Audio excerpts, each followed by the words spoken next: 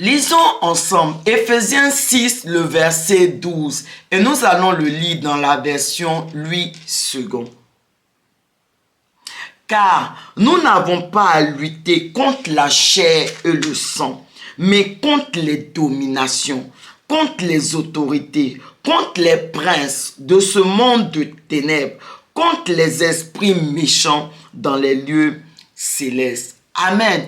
Pour bien comprendre ce verset, j'aimerais qu'on puisse regarder ensemble l'histoire du peuple d'Israël. Dieu a envoyé Moïse à un moment donné pour aller faire sortir son peuple, le peuple d'Israël, de l'Égypte, pour les conduire sur la terre promise, sur la terre de Canaan. Et c'est ce que Moïse a fait. Moïse a fait sortir le peuple et ils sont allés séjourner d'abord dans le désert.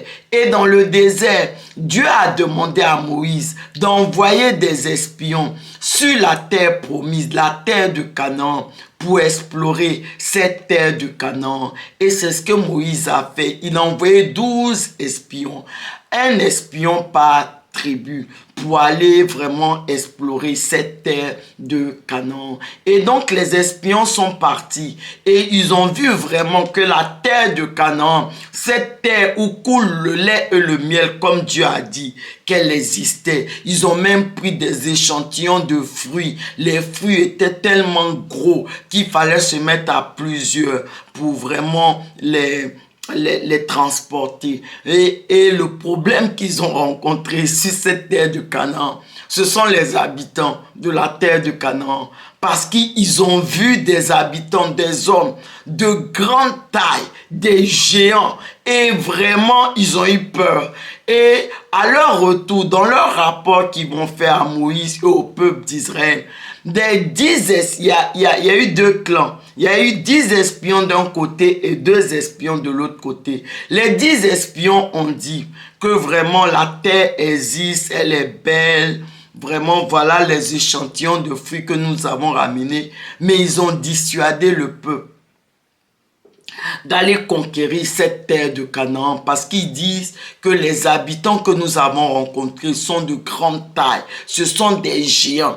Et ils disent, nous sommes vus, nous étions plutôt à nos yeux et aux leurs comme des sauterelles, pour dire à quel point ils avaient très peur et à quel point ils voyaient leurs adversaires, les habitants de Canaan, grands, comme des géants. Ils les voyaient vraiment des géants énormes, insurmontables. Par contre, les deux autres espions, Josué et Caleb, leur ont dit, Josué et Caleb, ce qu'ils ont fait, ils n'ont pas pris leurs yeux physiques pour regarder la situation, mais ils ont utilisé leurs yeux spirituels. Les yeux spirituels, c'est les yeux de la foi. Les yeux vraiment qui font confiance à Dieu, qui s'appuient, qui regardent la parole de Dieu. C'est ces yeux-là que Josué et Caleb ont pris. Et ils ont dit, c'est vrai, les habitants sont grands, ce sont des géants. Mais si Dieu a dit qu'on peut prendre cette terre de Canaan, on va la prendre. Parce que Dieu, vraiment, il est fidèle, il est véritable. Et donc, eux, ils ont plutôt encouragé le peuple à aller prendre cette terre de Canaan. Et donc, la différence entre les deux espions, c'est leur façon de regarder. Et ça nous permet de comprendre que, mes bien-aimés, nous ne devons pas regarder avec nos yeux physiques, non. Parce que la Bible même le dit, nous ne marchons pas par la vue, mais nous marchons par la foi. Nous devons utiliser nos yeux spirituels pour regarder. Et la situation du peuple d'Israël vraiment nous permet de comprendre ce verset 12 d'Éphésiens 6 que nous avons lu. Parce que ce verset est en train de nous dire que nous n'avons pas à lutter contre les hommes. Non, mais il dit que nous avons à lutter contre des esprits mauvais. Et ces esprits mauvais contre lesquels nous avons à lutter, la Bible nous dit que ce sont des autorités, des dominations, des princes dans le monde des ténèbres. En réalité, et c'est ce que les 10 espions n'avaient pas compris, que en réalité, lorsqu'ils utilisent leurs yeux spirituels, ce qu'ils voient en réalité, c'est que les véritables géants, ce n'étaient pas les autres, ce n'étaient pas leurs adversaires, mais c'était eux. Ils étaient eux, les véritables géants. Et leurs adversaires, malgré leur grande taille, leur grand nombre, ils étaient des sauterelles. Amen. Et c'est effectivement cela aussi que nous devons comprendre. Que véritablement, nos adversaires, même si ce sont des autorités, des dominations, en réalité, ce ne sont pas eux les véritables géants, les vrais géants. Les vrais géants, c'est nous. Ce sont les fils et les filles de Dieu qui s'appuient sur le Seigneur, qui s'appuient sur la parole de Dieu, qui regardent à Dieu, qui marchent dans la parole de Dieu, qui mettent en pratique la parole de Dieu. C'est eux les véritables géants. Et leurs adversaires, en réalité, sont les sauterelles. Et pourquoi c'est nous, mes bien-aimés? Écoutez, le lieu où Dieu prend plaisir à habiter et à demeurer, c'est le lieu où se trouve sa parole. C'est le lieu qui garde sa parole. Ainsi, Dieu habite, Dieu demeure chez le gardien de sa parole. Lorsque tu deviens le gardien de la parole de Dieu, la personne qui garde la parole de Dieu, la personne qui veille sur la parole de Dieu, en ce moment-là, Dieu vient habiter en toi. Dieu vient faire de toi son habitation, sa maison, sa demeure. Et la Bible dit, dans le livre de Actes, le ciel est son trône et la terre est son marchepied.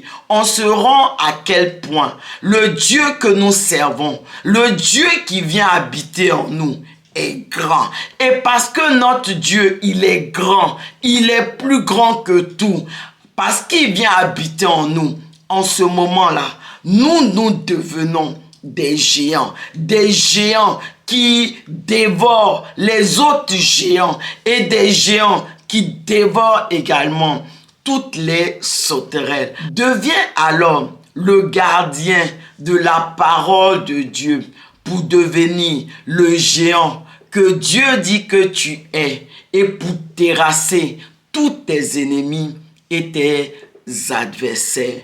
Amen. Donc, bien-aimés, nous devons véritablement nous appliquer vraiment à être vraiment ces gardiens de la parole de Dieu, ces hommes et ces femmes qui veillent sur la parole de Dieu.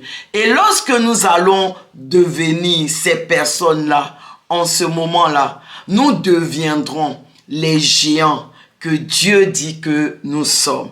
Et en ce moment, nous allons pouvoir terrasser tous nos ennemis et tous nos adversaires. Nous allons dévorer tous les géants qui vont se dresser devant nous et toutes les sauterelles que nous allons rencontrer sur notre chemin. Élevons la voix ensemble et prions. Merci Seigneur pour ta parole que tu me donnes. Seigneur, je te prie, fortifie-moi. Seigneur, à garder ta parole, à veiller sur ta parole, à appliquer ta parole dans ma vie, à marcher sur ta parole, afin que véritablement je devienne la gardienne de ta parole et que tu viennes habiter en moi et que je devienne ce géant, cette géante que tu dis que je suis, cette géante qui terrasse tous les autres géants, qui terrasse ses ennemis et ses adversaires et qui dévore toutes les sauterelles. Merci Seigneur. Amen.